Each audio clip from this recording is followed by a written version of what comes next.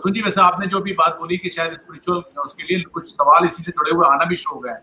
Lohani sir ने भी कुछ बात कही थी, कुछ और अगर आप कहना चाहें लोहानी सर। और आलोक जी, आपने भी, मुझे याद है कि 2017 में आप सभी लोग, जब सीएम सर ने अपने आवास पर ये रबार का कार्यक्रम किया था, तब आपने एक सजेशन भी दिया था कि खासकर आईटी क्षेत्र में, कॉल सेंटर्स के क्षेत्र में, मतलब उत्तराखंड के लोग हो सकते हैं। क्या उस पर भी अगर आलोक जी भी कुछ कहना चाहें तो भी स्वागत है। नहीं, मैं तो मुख्यमंत्री जी से निवेदन करूंगा कि जो आईटी पॉलिसी आपने 2018 में ड्रॉप करी थी, उसी को अगर कारगर रूप से आगे बढ़ाया जाए एक संयोजित तरीके से, तो बहुत स्कोप है आज की तारीख में। और दूसरा, प्रसून जी है यहाँ पे, ब्रांड उत्तराखंड को बनाने में मेरे ख्याल से इनसे ज्यादा कोई आगे बढ़ के काम नहीं कर सकता। तो प्रसून जी, ब्रांड उत्तराखंड को आपको बनाना है, और wellness, IT, adventure tourism, these are the main elements. तीसरी चीज जो मैं देखता हूँ कि एग्रीकल्चर में, क्योंकि 70% पॉपुलेशन जो है वो एग्रीकल्चर से जुड़ी हुई है उत्तराखंड में, तो आईटी के जरिए जो एक कैपेसिटी डेवलप हो सकती है वो हमें जरूर टैप करनी चाहिए। बहुत स्कोप है उसमें। ये मान के चलना चाहिए कि आपके पास सारे साधन हैं जहां तक ह्यूमन रिसोर्सेज का सवाल है। सिर्फ जो एक इंफ्रास्ट्रक्चर की जो बात है, जो क्रिटिकल है इस चीज को पर्याप्त रूप से सामने लाने के लिए, उसकी जरूरत है। और मेरे ख्याल से मुख्यमंत्री जी उस बात से सहमत होंगे कि थोड़ा सा इसके अंदर इन्वेस्टमेंट की जरूरत होगी स्टेट गवर्नमेंट की तरफ से। वो बहुत जरूरी है कि एक इंफॉर्मेशन इंफ्रास्ट्रक्चर जो है वो मजबूती उसको प्रदान की जाए और मजबूत तरीके से करना हो। अदरवाइज 218 की जो आपकी आईटी पॉलिसी है वो बहुत ही सेंसिटिव है सारी इन चीजों के बारे में, और उसी को फिर आगे बढ़ाने की जरूरत है। और सर, एक चीज और थी जो मैं आपसे पूछना चाह रहा था कि आप, एक समस्या थी जिसको आपने आइडेंटिफाई किया था, वो पहाड़ के वो गांव जो कि खाली हुए थे और कंप्लीटली खाली हो गए थे, अब कुछ संभावना शायद होगी कि वो दोबारा बसेंगे, लोग जाएंगे। वहां के लिए भी कोई स्पेशल ऐसी चीज है? वो कृषि का क्षेत्र हो सकता है, पशुपालन हो सकता है, हमने उस पर चर्चा भी की थी।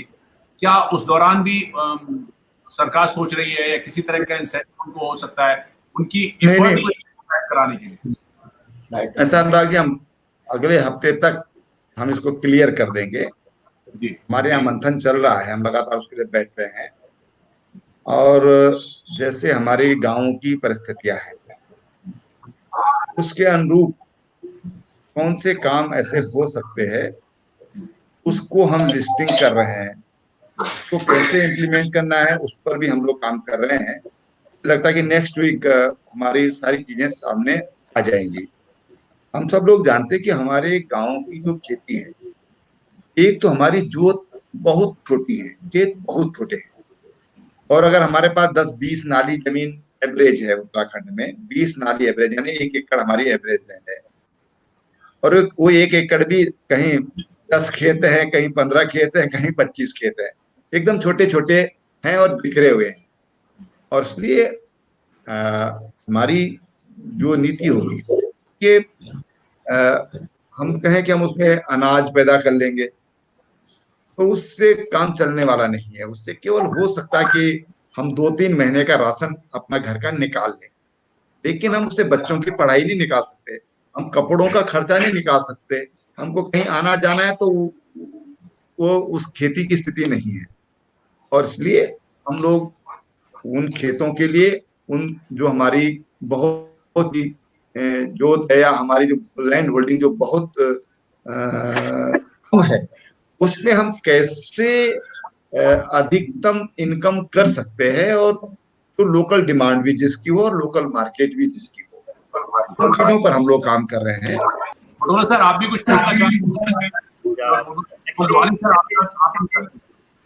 जैसे लोहानी जी ने बताया, सर हमको अपने उत्तराखंड की प्रॉब्लम्स को और अपनी मतलब स्ट्रेंथ एंड वीकनेसेस को देख के कुछ पॉलिसीज बनानी चाहिए।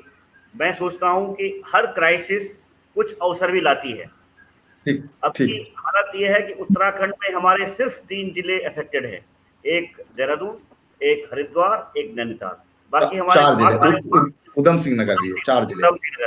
बाकी हमारे सारे जिले कोरोना फ्री हैं, वहाँ पर हम लोग अपनी नॉर्मल एक्टिविटी शुरू कर सकते हैं, और ये शायद हो भी जाएगा 17 तारीख के बाद, बिकॉज हम लॉकडाउन कर नहीं सकते ज़्यादा तक, और वहाँ पर लॉकडाउन की ज़रूरत भी नहीं है जब वहाँ एक भी केस नहीं है, बशर्ते कोई बाहर से ना जाए। सर, शॉर्ट टर्म प्लानिंग के लिए जैसे लोहानी जी ने बताया कि टूरिज्म, उसको ब्रांड करने की बहुत ज़रूरत है। जैसे केरला में आपने देखा होगा आयुर्वेदिक टूरिज्म, हर्बल टूरिज्म, उसी तरह से हमें religious tourism, adventure tourism and spiritual tourism, हमारे उत्तराखंड में पूरी कैपेबिलिटी है to become the capital of adventure tourism, religious tourism and spiritual tourism. इसको इसी तरह से डेवलप करें और इसी तरह से इसको ब्रांड करें। ब्रांडिंग बहुत जरूरी है। जब तक ब्रांडिंग नहीं होगी तब तक लोगों के जहन में ये बात आती नहीं है। देन मिड टर्म प्लानिंग के लिए इंफ्रास्ट्रक्चर डेवलपमेंट हमें करना पड़ेगा। टूरिज्म हम डेवलप कर दें, अगर इंफ्रास्ट्रक्चर नहीं होगा तो उतना सक्सेसफुल नहीं होगा। सर, मैंने ये टेहरी डैम के जब बैंक में समिट हुई थी, वहाँ भी एक आपके साथ हमने बताया था, हमारे लिए एक चीज़ बहुत ज़रूरी है कि अपना एजुकेशन इंफ्रास्ट्रक्चर और क्वालिटी अच्छी करनी ज़रूरी है, लॉन्ग टर्म प्लानिंग। बिकॉज हम इंडस्ट्री में ज़्यादा सक्सेस नहीं अचीव कर सकते क्योंकि हमारे पास उस तरह इंफ्रास्ट्रक्चर नहीं है। जैसे अभी मुख्यमंत्री जी ने बताया कि जगह ही नहीं है हमारे पास। हम अगर अट्रैक्ट कर भी लें, हमारे यहाँ टैक्स फ्री रिजीम भी है फॉर इंडस्ट्रीज, बट क्या करें, जगह ही नहीं है हमारे पास। सो लॉन्ग टर्म प्लानिंग के लिए सर एक बहुत ज़रूरी है हम अपनी यंग जनरेशन को चाइल्डहुड से ही एक अच्छी क्वालिटी एजुकेशन इंफ्रास्ट्रक्चर दें। उनके लिए अच्छे टीचर्स, अच्छे हॉस्टल्स और अच्छे कोचिंग सेंटर की एक व्यवस्था हो जाए। इसके रिजल्ट सर आपको अभी नहीं मिलेंगे, 10 साल कम से कम लगेंगे हमको कुछ रिजल्ट दिखने में। और ये कैपिटल अगर हम इन्वेस्ट कर लें तो हम इंडिया क्या वर्ल्ड में लीडर हो सकते हैं। आफ्टर ऑल नई सेंचुरी में intelligence and brain is the power. जिसके पास दिमाग है वही करेगा। तो ये चीज में सर सोचने की बहुत जरूरत है। नहीं, बहुत अच्छे सुझाव हैं, भुटोला जी के सुझाव हैं, अच्छे सुझाव हैं, और हम उस दिशा में हम लोग काम भी कर रहे हैं। जो उन्होंने एडवेंचर टूरिज्म की बात की है, उस दिशा में तो राज्य सरकार निरंतर प्रयासरत है जी।